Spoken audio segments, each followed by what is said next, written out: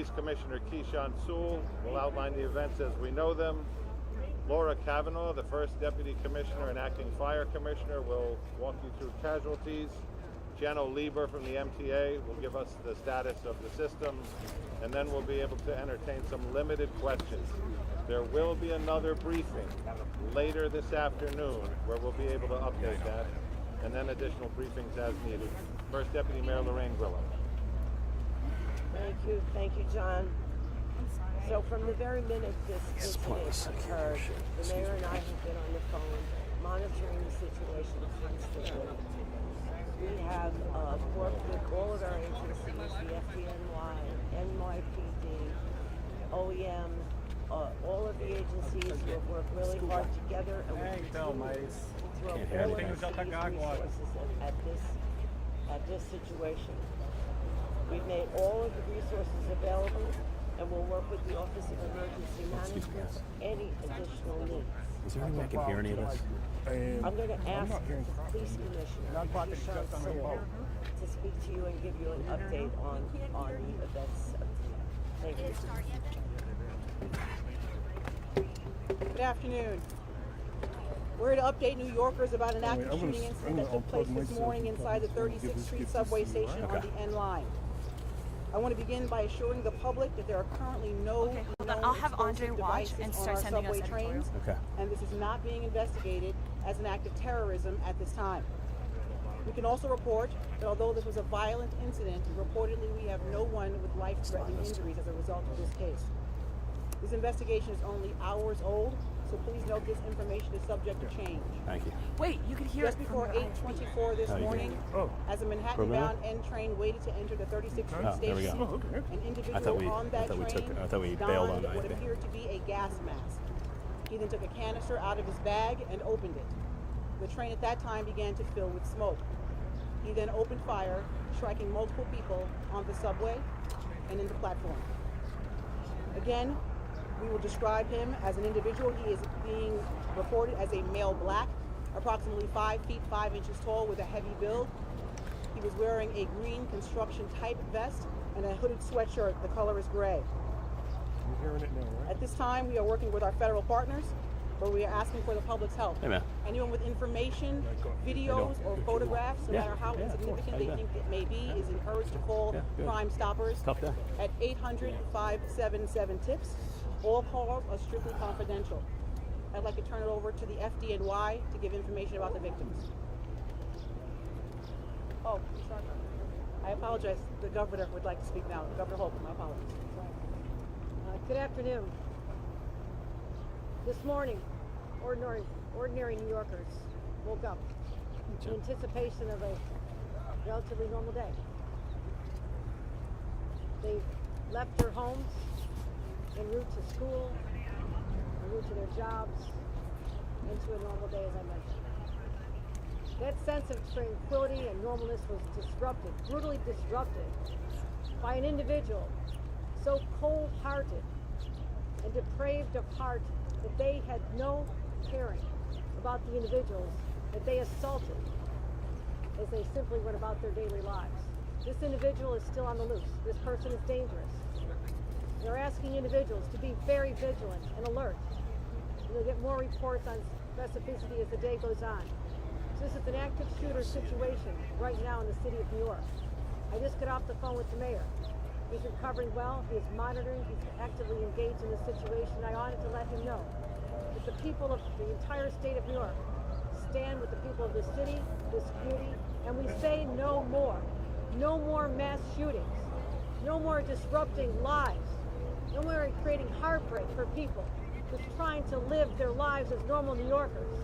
It has to end, and it ends now. And we are sick and tired of reading headlines about crime, whether they're mass shootings or the loss of a teenage girl or a 13-year-old. It has to stop. I'm committing the full resources of our state to fight this surge of crime, this insanity that is seizing our city, because we want to get back to normal. It has been a long, hard 2 years.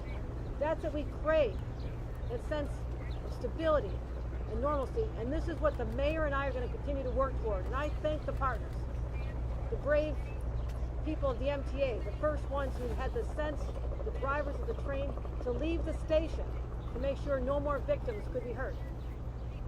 The NYPD, FDNY, state police, everyone involved in this has one purpose, and that is to stop the insanity of these crimes.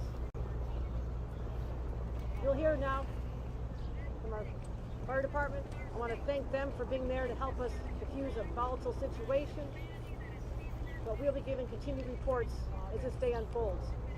Again, we ask everyone to be careful, be cautious, report what you see. It is likely that someone out there listening to this is going to help us lead us to that individual. You have a description of what they're wearing. You know the details. But this is the day. We pull together as New Yorkers, united in a common purpose to say no more. And that is what I'm going to continue to do as the governor of the state of New York, working with our local partners right here. Thank you.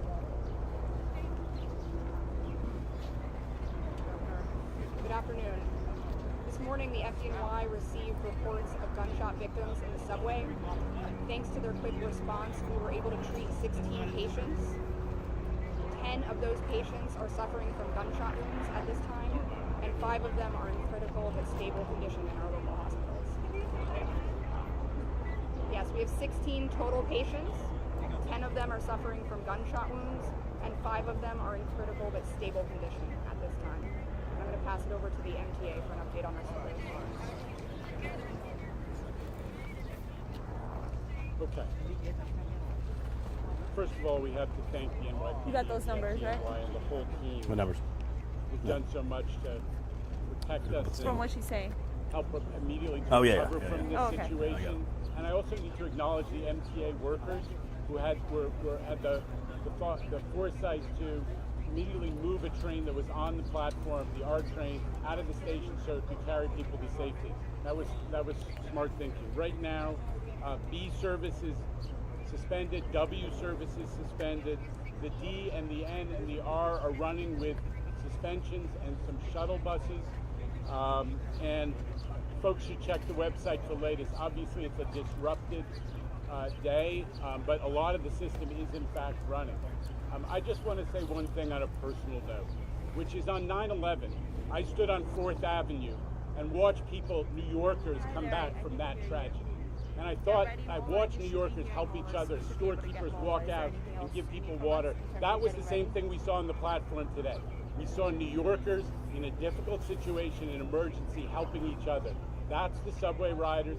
That's who New Yorkers are. Every day they're showing people in the subway, which is our public space, that New Yorkers of all varieties can come together in small spaces and get along and create something bigger. Do the voice again. That's what we remember in these emergencies, as well as the tragedy and the thought for the quick recovery of the victims. Because New Yorkers are incredibly resilient, just as they are in every emergency, and we thank them for what they've done, and we thank the governor and the mayor for their leadership in all of our recovery from COVID and from every one of these challenges. So, just to reiterate, we're going to be very limited in what we are able to answer in questions. Just to also underline our partners here, we got Mike Regan. Mike Regan is the Assistant Special Agent in charge of the Joint Terrorism Task Force with the FBI and NYPD. John DeVito from ATF, who's helping us with tracing efforts and investigation.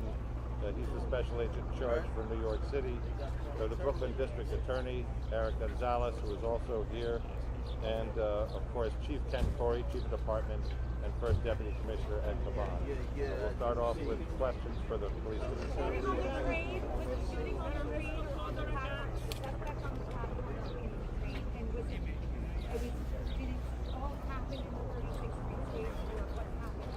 Excuse me. The suspect was in the train car. The shooting began in the train car.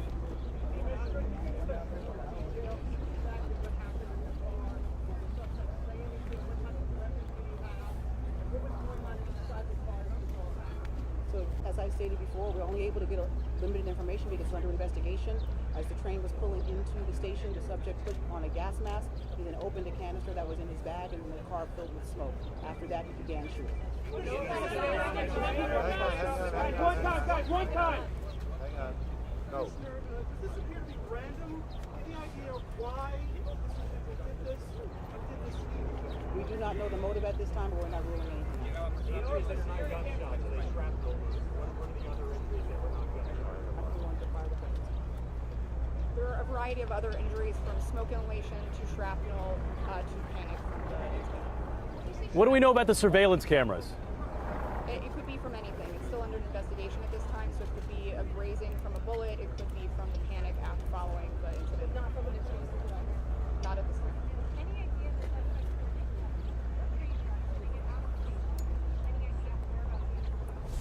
That's subject to investigation. We're endeavoring to determine that right now. Okay, John. Why did you connect this more to Lithium gun violence and not terrorism at this stage? Why rule out? I'm not ruling out anything. We're determining what that motive is, and we'll find that out as the investigation continues. Victims tend to one particular No, sir. The victims have a variety of other. What do we know about the surveillance cameras? We got time for about 2 more. Why were the streets not shut down immediately in the state where it could have That's not the case. I'm sorry, I didn't hear you. That's under investigation as we speak. any devices, Commissioner? What? She said it's under investigation. We have not identified the subject. He was wearing a green type construction. Governor Hochul, do you want to comment on the arrest of your Lieutenant Governor Brian Van Eden to speak to you this morning? I'll be happy to report on it.